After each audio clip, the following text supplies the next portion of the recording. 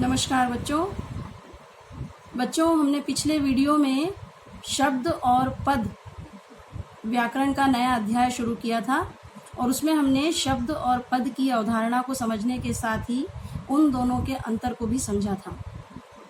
आज हम इस वीडियो में पद के भेदों के बारे में पढ़ने जा रहे हैं।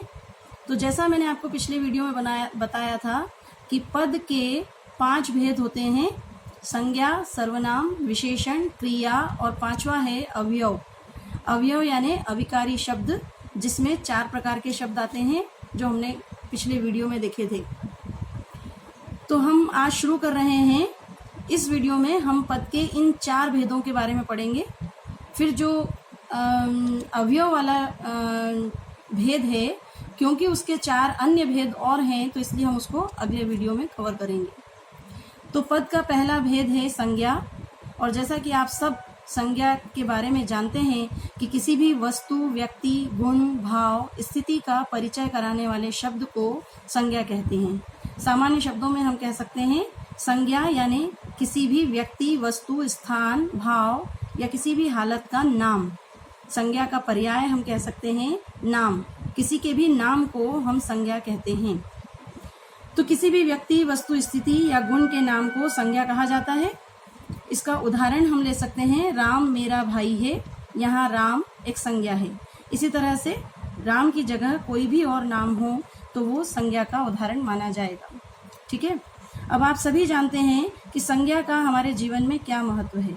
संज्ञा के द्वारा ही हम किसी को आसानी से बुला सकते हैं। अगर संज्ञा शब्द न हो तो हमें लोगों को संबोधित करना मुश्किल हो जाएगा, लोगों को संबोधन देना मुश्किल होगा। तो एक तरह से संज्ञा यानी नाम हमारी पहचान होती है, जिसके माध्यम से हम एक दूसरे से परिचित हो सकते हैं। संज्ञा के भेदों के बारे में भी आप जानते हैं। संज्ञा के प्रमुख 3 भेद होते हैं: व्यक्तिवाचक संज्ञा, जातिवाचक संज्ञा और भाववाचक संज्ञा। व्यक्तिवाचक संज्ञा यानी ऐसे शब्द जो किसी विशेष व्यक्ति, किसी विशेष वस्तु, किसी विशेष स्थान या विशेष प्राणी के नाम का बोध कराते हैं, उन्हें हम व्यक्तिवाचक संज्ञा कहते हैं। जैसे जवाहरलाल नेहरू, भोपाल आदि। जातिवाचक संज्ञा ऐसे शब्द जो किसी प्राणी, पदार्थ या समुदाय की पूरी जाति का बोध कराते हैं, उन्हें जातिवाचक संज्ञा कहते हैं। जैसे मनुष्य, नर, नारी, फल, फूल, पुस्तक आदि। भाववाचक संज्ञा किसी गुण, दशा, कार्य, भाव या स्वभाव का बोध कराने वाले शब्दों को भाववाचक संज्ञा कहते हैं। यानी ऐसे शब्द जिससे किसी के गुण, किसी की दशा, उसके कार्य, भाव या स्वभाव आदि के बारे में हमें पता चलता है, उन्हें भाववाचक संज्ञाएं कहते हैं। जैसे बुढ़ापा, स्वार्थ, प्रशंसा, सलाह, सुंदरता, चतुराई, ये सभी भाववाचक संज्ञाएं हैं। जातिवाचक संज्ञा के अंतर्गत द्रव्यवाचक संज्ञा और समूहवाचक संज्ञा भी आती है। द्रव्यवाचक संज्ञा यानी किसी पदार्थ या द्रव्य का बोध कराने वाले शब्द, जैसे सोना, चांदी, लकड़ी, तांबा आदि।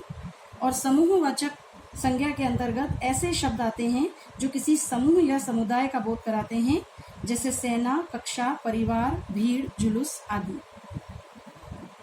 अब दूसरा भेद है सर्वनाम। सर्व का मतलब होता है सबका। तो सर्वनाम का सामान्य अर्थ या सामान्य भाषा में हम इसको कह सकते हैं सबका नाम।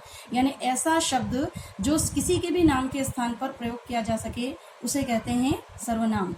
उसकी परिभाषा है, संज्ञा के स्थान पर प्रयुक्त होने वाले शब्द सर्वनाम कहलाते हैं। जैसे हम राम की जगह बोल सकते हैं उसे। राम मेरा भाई है, उसकी जगह हम बोल सकते हैं वह मेरा भाई है। तो यह, वह, उसे, ये सब सर्वनाम के उदाहरण हैं। अब सर्वनाम 6 प्रकार के होते हैं। पहला है पुरुषवाचक सर्वनाम, दूसरा है निश्चयवाचक सर्वनाम, अनिश्चयवाचक सर्वनाम, प्रश्नवाचक सर्वनाम, संबंधवाचक सर्वनाम और निजवाचक सर्वनाम। संक्षेप में मैं आपको इनके उदाहरण और परिभाषाएं बता देती हूँ। पुरुषवाचक सर्वनाम यानी ऐसा सर्वनाम या ऐसे सर्वनाम शब्द जिसमें कहने वाला, सुनने वाला और कोई तीसरा व्यक्ति यानी उत्तम पुरुष, मध्यम पुरुष और अन्य पुरुष वाले शब्द शामिल होते हैं। तो ये 3 प्रकार के होते हैं: उत्तम पुरुष, मध्यम पुरुष और अन्य पुरुष। निश्चयवाचक सर्वनाम के अंतर्गत किसी निश्चित व्यक्ति, वस्तु, घटना या कर्म के लिए प्रयुक्त होने वाले सर्वनाम निश्चयवाचक सर्वनाम कहलाते हैं। जैसे यह पेन मेरा है, तो यहाँ पर यह शब्द निश्चयवाचक के बारे में बताता है।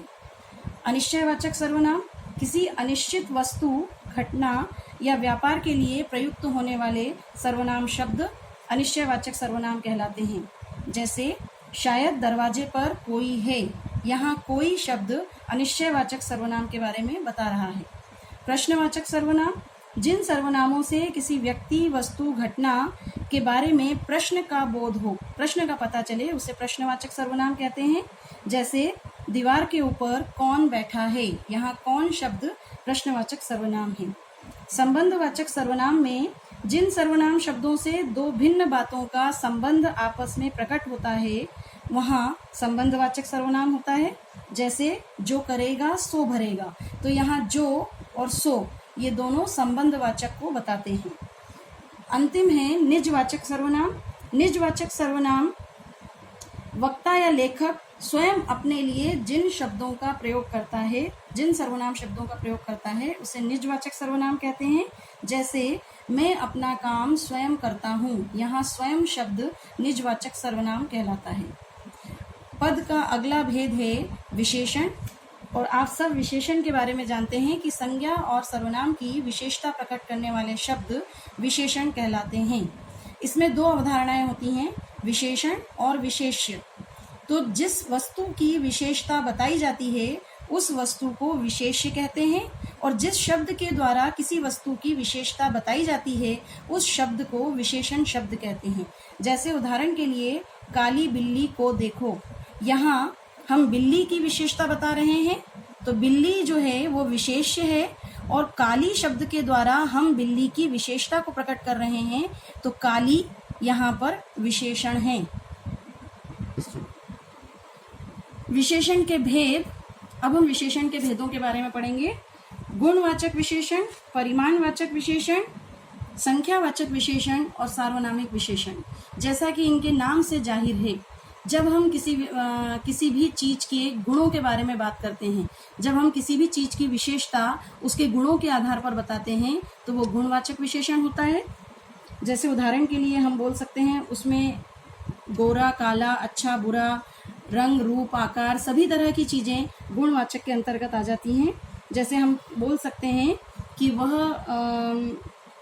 जैसे हम किसी भी वस्तु के लिए बोल सकते हैं कि उसका आकार बहुत बड़ा है, तो यहाँ बहुत बड़ा या बड़ा शब्द जो है वो उसके गुण को बता रहा है। इसी प्रकार परिमाणवाचक विशेषण में परिमाण का तात्पर्य होता है मात्रा से।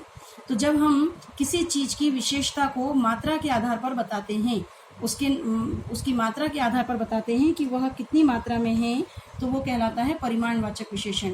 परिमाणवाचक विशेषण फिर दो प्रकार के होते हैं, निश्चित परिमाणवाचक और अनिश्चित परिमाणवाचक।